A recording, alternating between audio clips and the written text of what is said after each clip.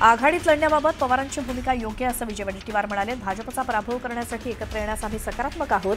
मनसेसोबत विचारधारा जुळत नाही, पण भाजप विरोधात एकत्र येण्याची गरज असल्याचं वडेट्टीवार म्हणाले. तुम्ही घड्याळाचं चित्र दाबा, तुम्हाला पुढची 5 वर्ष निधीची कमतरता पडू देणार नाही. राष्ट्रवादी काँग्रेस पक्षाला साथ दिलीत तर बदल घडवून दाखवू असं आश्वासन अजित पवारांनी दिलं. एकहाती सत्ता राखणं हे काही येड्या गाबाळ्याचं काम नाही असं अजित पवार म्हणाले. अजित पवार मतदारांना धमकी देत आहेत. निधी त्यांच्या हातात आहे म्हणून ते धमकी देतात. त्यामुळे पारदर्शक निवडणुका होतील का हा प्रश्नच आहे असं विजय वडेट्टीवार म्हणाले. पैसे देऊन बिनविरोध उमेदवार निवडून आणले असाही आरोप वडेट्टीवारांनी केला. निधी अजित पवारांच्या काही घरचा नाही, निधी करातून येतो, घरातून येत नाही असा टोला अंबादास दानवेंनी अजित पवारांना लगावला. अजित पवार मतांसाठी धमकी देत असतील तर निवडणूक आयोगानं दखल घ्यावी असं अंबादास दानवे म्हणाले. राष्ट्रवादीचे प्रमुख शरद पवार यांनी आज मुंबईच्या कार्यकारिणीची बैठक बोलावली आहे. राष्ट्रवादी काँग्रेसच्या या बैठकीत मनसेबाबत चर्चेची दाट शक्यता आहे. मनसेला सोबत घेण्याबाबत पक्षाच्या पदाधिकाऱ्यांशी चर्चा करणार असल्याची माहिती मिळाली आहे. वडगाव नगरपंचायत निवडणुकीच्या प्रचाराला भाजपनं सुरुवात केली. प्रदेशाध्यक्ष रवींद्र चव्हाणांनी पोटोबा महाराज मंदिरात जाऊन दर्शन घेत प्रचाराचा शुभारंभ केला. भाजपकडून जोरदार शक्ती प्रदर्शन करण्यात आलं. शिरूर नगर परिषदेच्या निवडणुकीत महायुतीसाठी प्रयत्न करण्यात आला होता, मात्र सहयोगी पक्षांचा प्रतिसाद मिळालेला नाही असा आरोप आमदार माऊली कटके यांनी केला. सर्व समाजाला बरोबर घेऊन शिरूरच्या सर्वांगीण विकासाच्या मुद्द्यावरती निवडणुकांना सामोरं जातोय असं माऊली कटकेंनी स्पष्ट केलं. राज्यामध्ये महायुती म्हणून काम करतायत. आता नगरपालिका नगर परिषदेत शक्य तिथे युती केली आहे. सोलापूर जिल्ह्यातील 12च्या 12 नगरपालिका कमळ चिन्हावरती लढवत असल्याची माहिती जयकुमार गोरेंनी दिली. चंद्रशेखर बावनकुळे वारंवार आम्ही 51% निवडणूक जिंकू असं सांगतायत. याचा अर्थ ईव्हीएम मशीनमध्ये निवडणुकीआधीच घोळ घालून ठेवलाय की काय असा सवाल विचारत काँग्रेस नेत्या यशोमती ठाकूर यांनी भाजपवर निशाणा साधला. स्थानिक स्वराज्य संस्था आणि महापालिका निवडणुकांमध्ये भाजप आणि राष्ट्रवादीची युती होणार की नाही याबाबतचा संभ्रम अजूनही कायम आहे. युतीबाबतचा निर्णय हा त्या भागातील कोर कमिटी आणि स्थानिक पदाधिकारी परिस्थितीनुसार घेतील असं भाजपचे प्रदेशाध्यक्ष रवींद्र चव्हाण यांनी स्पष्ट केलं. स्थानिक स्वराज्य संस्थांच्या निवडणुकीसाठी शिवसेनेकडून जिल्हा संपर्क प्रमुखांची नियुक्ती करण्यात आली आहे. एकूण 40 ठिकाणी पक्षाकडून जिल्हा संपर्क प्रमुख पदांची घोषणा करण्यात आली. पक्ष संघटना मजबूत करण्यासाठी आमदार खासदार मैदानात उतरणार आहेत. अंबरनाथमधील ठाकरेंच्या शिवसेनेचे शहर प्रमुख गेल्या 4 दिवसांपासून नॉट रिचेबल होते. उमेदवारी न मिळाल्यामुळे ते नाराज असल्याची चर्चा होती. दरम्यान आता ते ठाकरेंच्या शिवसेनेचा प्रचार करणार आहेत. जालन्यामध्ये अजित पवार पोलिसांवरती संतापले. परतूर नगर परिषदेच्या उमेदवारांना डी झोनमध्ये येऊ न दिल्यामुळे अजित पवार भडकले आणि अजित पवारांनी सर्व उमेदवारांना डी झोनमध्ये बसवण्यास सांगितलं. नगर परिषद निवडणुकीत एकाच कुटुंबातील सदस्य एकमेकांच्या विरोधात दंड थोपटून रिंगणात उतरलेत. छत्रपती संभाजीनगरच्या खुलताबाद नगराध्यक्षपदासाठी भाजपचे उमेदवार परसराम बारगळ आणि शिवसेना शिंदे गटाचे बाबासाहेब बारगळ हे दोघेही काका पुतणे आमनेसामने उभे राहिलेत. कणकवली प्रभाग क्रमांक 7 मध्ये रहिवासी नसलेल्या मतदारांची अनधिकृत नोंदणी झाल्याबाबत चौकशी करण्याची मागणी आमदार निलेश राणेंनी कणकवलीचे निवडणूक निर्णय अधिकारी यांच्याकडे लेखी पत्राद्वारे केली आहे. मतदार याद्यांमध्ये गंभीर गैरव्यवहार आढळत असल्याचा आरोप त्यांनी केला आहे. आगामी महापालिका निवडणुकीसाठी प्रसिद्ध केलेल्या प्रारूप मतदार याद्यांमध्ये गोंधळ झाल्याचं निदर्शनास येत आहे. ज्या 12 नंबरच्या प्रभागात 2017 साली नगरसेवक झालेले राष्ट्रवादी काँग्रेसचे पंकज भालेकर यांचं नाव थेट जवळच्या चिखली प्रभागात गेल्यामुळे मोठा गोंधळ उडालाय. शिर्डीमध्ये नगरपरिषद निवडणुकीच्या प्रचारादरम्यान शिवसेनेच्या पदाधिकाऱ्यांकडून अपक्ष उमेदवाराला मारहाण केल्याचा आरोप करण्यात आलाय. माजी उपनगराध्यक्षाच्या कुटुंबानं मारहाण केल्याचा आरोप असून शिर्डी पोलीस ठाण्यात तक्रार दाखल करण्यात आली आहे. नांदेड जिल्ह्यात नगरपरिषद निवडणुकीत भाजपनं खातं उघडलं. मुखेड नगरपरिषदेत भाजपच्या 21 वर्षीय उमेदवार स्नेहा तमशेट्टे यांना नगरसेवक पदाची लॉटरी लागली आहे. अर्ज मागे घेण्याच्या शेवटच्या दिवशी चुलती जयश्री तमशेट्टे यांनी माघार घेतल्यामुळे पुतणी स्नेहा तमशेट्टे बिनविरोध निवडून आली. गुहागर नगरपंचायतीमध्ये भारतीय जनता पार्टीच्या उमेदवार वैशाली संतोष मावळकर या वॉर्ड क्रमांक 5 मधून बिनविरोध निवडून आले आहेत. या बिनविरोध निवडीमुळे युतीमध्ये उत्साहाचं वातावरण आहे. खेड आळंदी विधानसभा मतदारसंघामध्ये 3 नगर परिषदांच्या निवडणुका होत असून राजगुरुनगर, चाकण आणि आळंदी या 3ही ठिकाणी अजित पवारांच्या राष्ट्रवादी काँग्रेस पक्षानं स्वतंत्र पॅनल उभं केलंय. या निवडणुकीत आम्हाला नक्कीच यश मिळेल असा विश्वास माजी आमदार दिलीप मोहिते यांनी व्यक्त केला. लांजा नगरपंचायतीमध्ये महायुतीची डोकेदुखी वाढली आहे. भाजप बंडखोर उमेदवारांनी माघार घेतलेली नाही. जागा वाटपात न्याय न मिळाल्यामुळे नगराध्यक्षपदासह सर्वच जागांवरती भाजपचे बंडखोर उमेदवार रिंगणात आहेत. बीड नगर परिषदेची निवडणूक रंगात आलेली असताना शिवसेना उद्धव बाळासाहेब ठाकरे पक्षाच्या उपजिल्हा प्रमुखांनी पदाचा राजीनामा दिलाय. संदीप क्षीरसागर यांच्या हस्तक्षेपामुळे नाराज असलेल्या राजू महुवाले यांनी ठाकरेंच्या पक्षाला रामराम केला. अकोला जिल्ह्यामध्ये नगराध्यक्षपदासाठी 14 तर सदस्यत्वासाठी दाखल केलेल्या 95 उमेदवारांनी अर्ज मागे घेत निवडणुकीतनं माघार घेतली. आता नगराध्यक्षपदासाठी 41 तर सदस्यत्वासाठी 717 नगरसेवक निवडणुकीच्या रिंगणात आहेत. मालेगाव कोर्टाच्या आवारात घुसून धुडगूस घातल्याप्रकरणी पोलिसांनी जमावाविरोधात गुन्हा दाखल केलाय. सार्वजनिक मालमत्तेचं नुकसान केल्याप्रकरणी गुन्हा दाखल झालाय. यवतमाळ जिल्ह्यामध्ये 3.5 वर्षाच्या दीर्घ प्रतीक्षेनंतर 10 नगरपरिषद आणि 1 नगरपंचायतीसाठी निवडणुकीची रणधुमाळी सुरू झाली आहे. 11 नगराध्यक्षपदासाठी 86 उमेदवार तर 293 नगरसेवक पदासाठी 1430 उमेदवार निवडणूक रिंगणात आहेत. सांगोला नगरपालिकेच्या निवडणुकीत 73 वर्षांचे मारुती मनकर भाजपकडून नगराध्यक्षपदाची निवडणूक लढवत आहेत.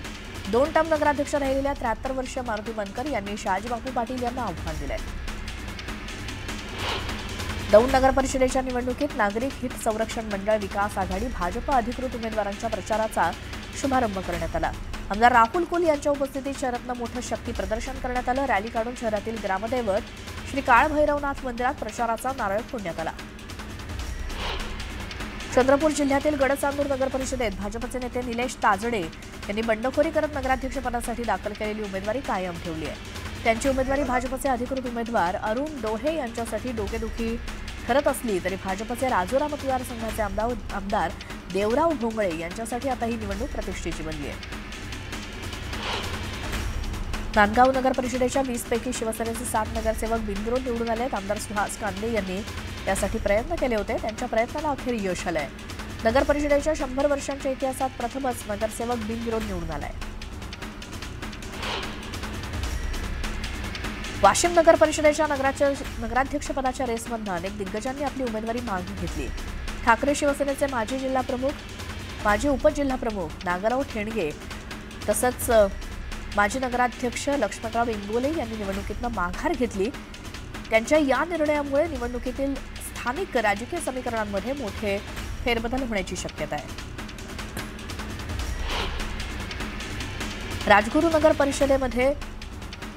राजगुरुनगर नगर परिषदेत महायुतीतील 3ही पक्ष आमने-सामने निवडणूक लढवत आहेत तर महाविकास आघाडीनं एकत्रित आपला उमेदवार दिलेला आहे. भाजप, शिंदेची शिवसेना आणि अजित पवारांची राष्ट्रवादी आणि महाविकास आघाडीकडनं ठाकरेंची शिवसेना अध्यक्षपदासाठी आमने-सामने आली आहे. अक्कलकोट नगर परिषद निवडणुकीतील राजकारण तापलंय. काँग्रेसच्या आजीमाजी नेत्यांकडून एकमेकांवरती गंभीर आरोप केले जात आहेत. काँग्रेसच्या आजीमाजी नेत्यांनी एकमेकांवरती भाजपशी हात मिळवणी केल्याचा आरोप केलाय. जव्हार नगराध्यक्षपदाच्या निवडणुकीत 5 उमेदवारांपैकी 3 मुख्य राजकीय पक्षाच्या उमेदवारांमध्ये थेट तिरंगी लढत रंगणार आहे. जव्हार नगर परिषदेच्या 10 प्रभागातील 20 सदस्य संख्येसाठी 69 उमेदवार रिंगणात आहेत. जळगाव जिल्ह्यातील जामनेरमध्ये महाविकास आघाडीच्या उमेदवारांची शहरातनं रॅली काढण्यात आली. माघारीची मुदत संपल्यानंतर अज्ञातवासात गेलेले उमेदवार शहरामध्ये परत येताच उमेदवारांची ढोलताशांच्या गजरात रॅली काढण्यात आली. जळगाव जिल्ह्यातील जामनेरमध्ये उमेदवारी अर्ज माघारी घेण्यासाठी उमेदवाराला दमदाटी केली जात असल्याचं व्हिडिओमध्ये दिसतंय. तो व्हिडिओ व्हायरल झालाय. 2 पक्षांच्या कार्यकर्त्यांमध्ये गोंधळ उडाल्याचं त्या व्हायरल व्हिडिओतनं दिसतंय. जामनेरमध्ये निवडणुकीच्या तोंडावर सुरू असलेल्या राजकीय घडामोडींवरून रोहित पवारांनी गिरीश महाजनांना डिवचलं. जामनेर शहरात दडपशाहीनं वंचितसह समविचारी पक्षाच्या उमेदवारांना सत्तेचा गैरवापर करत दडपशाही मार्गानं उमेदवारी अर्ज मागे घ्यायला भाग पाडलं. ही आहे बिनविरोध निवडणुकांची वस्तुस्थिती असं ट्विट रोहित पवारांनी केलं. मुख्यमंत्र्यांचे मामेभाऊ आल्हाद कलोदी यांच्या बिनविरोध विजयावरनं काँग्रेस नेते नाना पटोलेंनी मुख्यमंत्री फडणवीसांवरती निशाणा साधला. मुख्यमंत्र्यांच्या मामाचा मुलगा चिखलदऱ्यात बिनविरोध कसा आला, अशा प्रकारे सेटलमेंट करण्यात आली असा सवाल नाना पटोलेंनी विचारला. धमकावून प्रलोभनातनं अनेकांचे अर्ज मागे घेण्यात आले असा आरोप नाना पटोलेंनी केला.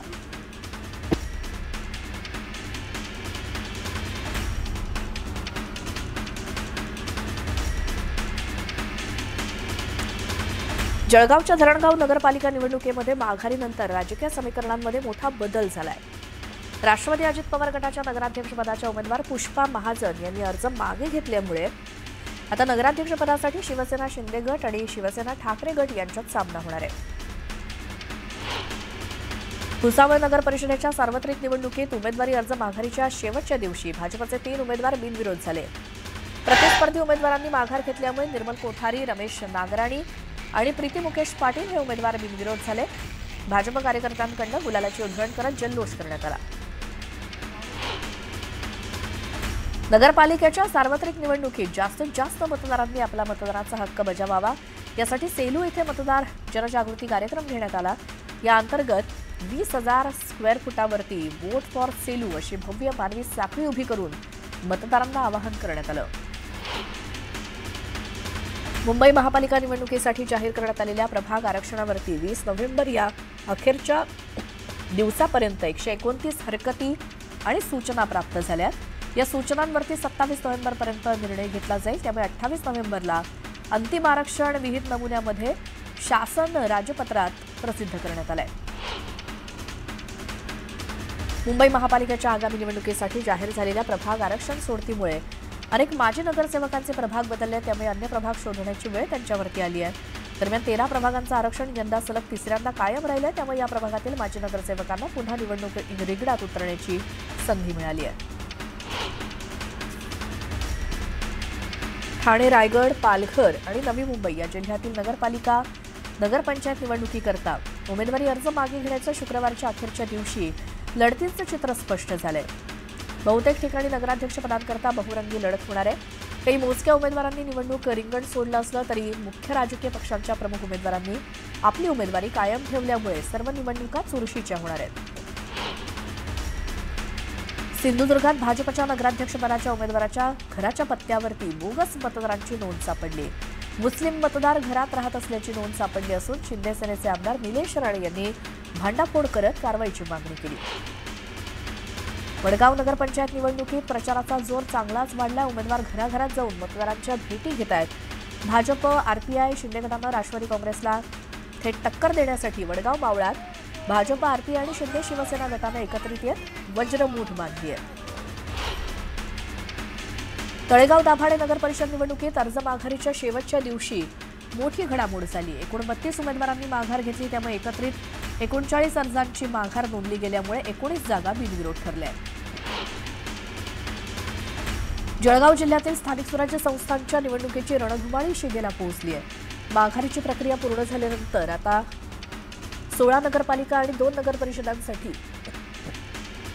एकूण 1,632 उमेदवार रिंगणात आहेत। यातून 1,555 उमेदवार नगरसेवक पदासाठी तर 77 उमेदवार नगराध्यक्ष पदासाठी निवडणुकीच्या रिंगणात आहेत।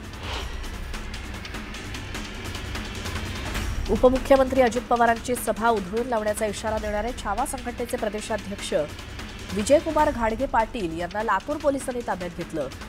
4 महिन्यांपूर्वी राष्ट्रवादीचे प्रवक्ते सूरज चव्हाण यांनी घाडगे पाटलांना मारहाण केली होती। याचा जाब विचारत सभा उधळून लावण्याचा इशारा घाडगे पाटलांनी दिला होता।